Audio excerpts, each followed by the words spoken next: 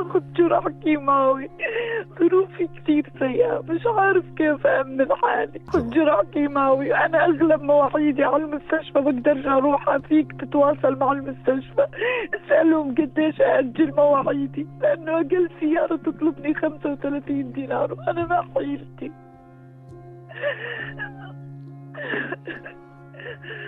أخت نور، يعني احنا اخوانك ان شاء الله يعني. والله يا اخوي يا ابو هيثم ما صدقت على الله اني احكي معك. ان شاء الله تشوف ظروفنا.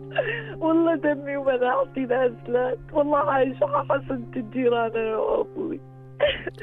طب يا اخت نور، طب بنحلها يعني محلولة ان شاء الله، محلولة يعني. انا بوعدك هينا على الهوا، بوعدك انه راح نحل الموضوع وما تتضايقي بالامور المادية ابدا. يا ابو هيثم لا تتركني، ما صدقت على الله احكي معك. كل الدنيا تمدح فيك.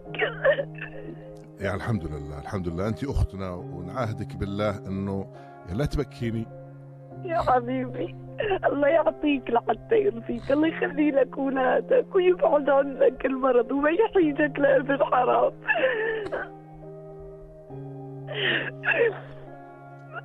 يا حبيب قلبي.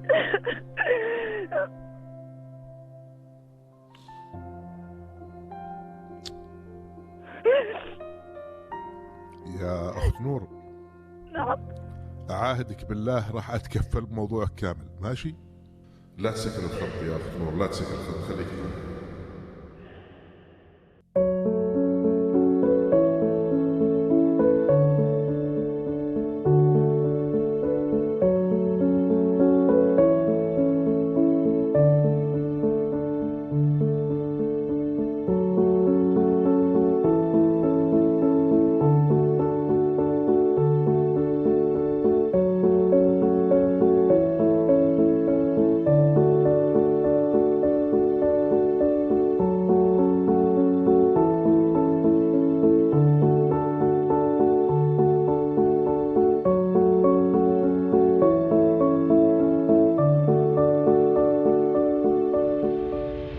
أنا كنت عايشة أنا ووالدي ووالدتي الله يرحمها. اكتشفنا مع والدتي مرض الكانسر، كان مرضها على المبيض وكانت بالمراحل الأخيرة. عانينا معاها سنة وتقريبا 4 شهور. بعد ذلك بعد وفاة والدتي بكم من شهر تعب والدي وأصيب بمرض القلب، توقف قلبه لمدة ساعة، لكن بقدرة رب العالمين ودعائنا رجع نبض القلب من أول وجديد وركبوا له شبكيات. بعد ما تعدينا مرحلة والدي بكم من شهر اكتشفت إنه عندي ورم من التحاليل والفحوصات، واستبين مع الدكاترة إنه أنا أحمل مرض الكانسر.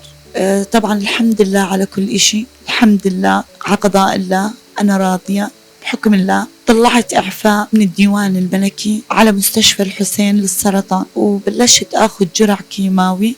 والحمد لله رب العالمين وضعي مستقر، وحكولي إن شاء الله يعني الأمل بالله كبير إنه راح أكون من حالات الشفاء بإذن الله. واللي كاتبه رب العالمين يعني هو خير، شئنا أم أبينا، بمرض ولا بغير مرض عمرك محدود. أنا أتقاضى راتب من التنمية 75 دينار، ما إلنا معينة أنا ووالدي. إخواتي ظروفهم كثير سيئة، ما بيقدروا إنهم يعينونا، يعني أنا عاجزة عن الشكر، ما بعرف شو أحكي. أنا كنت بروح على المركز باخذ سيارة تستناني 5 ساعات لمستشفى الحسين، تتقاضى مني 35 دينار. أغلب مواعيدي بالسيارة كانت دين علي، يعني لحد الآن علي دين لصاحب السيارة. عندي أغلب مواعيد، مثلا عندي تخطيط قلب لازم ينعمل لي صورة إيكو للقلب، لأنه الكيماوي بضعف عضلة القلب يعني بشكل دوري، ومراجعة دكتور الجراحة ومراجعة دكتور الأورام. فأنا بسبب ظروفي دائما بأجل، وأنتوا على اطلاع مع المشفى أنا دائما بأجل مواعيدي بسبب ظروفي المادية السيئة، يعني إنه بروح بس على جرعة الكيماوي أهم شيء عندي، وعندي لازم موعد لتحاليل دورية كمان هاي عم بأجل فيها بسبب ظروفي السيئة. لكن بحمد رب العالمين على كل إشي، بشكر كل من ساعدني، بشكر الأستاذ أبو هيثم، بشكر المعدين للبرنامج، وبشكر كل إنسان ساعدني من داخل البلد ومن خارج البلد، ومشكورين ما قصرتوا. يعطيكم ألف عافية ويجزاكم خير والجنة يا رب العالمين. الحمد لله. أنا بشكرك وبشكر كل إنسان ساعدني جد. إنه هذا بلد طيب وشعبه طيب. الحمد لله رب العالمين، الحمد لله إنه صحت لي الفرصة إني أقدر أتواصل مع حضرتك. فعلا أنت من سماك إنسان عظيم ونبيل وإنسان ما غلط. أنا سمعت عنك كثير وساعدت ناس كثير، وحتى من جيراني أنت ساعدت ناس، والحمد لله حياتهم تغيرت. وأنا بإذن الله معتمد على الله ومسلم عليك وعلى الشعب الأردني اللي هم أخواني وصغارهم أولادي وخواتي وأبهاتي. يعني أنا بتشكرهم جميعا. أنا كثير ناس تواصلت معي بالتوصيل بشكرهم، وناس تواصلت معي بالتبرعات كمان بشكرهم، يجزاهم الخير والجنة يا رب العالمين. وفي ناس تواصلت معي علشان الشغل إنهم رح يأمنوا لي شغل. أنا بشكر كل الجهات، أنا ما بعرف أذكر بالاسم لكن بتشكرهم ويجزاهم خير، وربنا ما رح ينسى اللي عم يعملوه.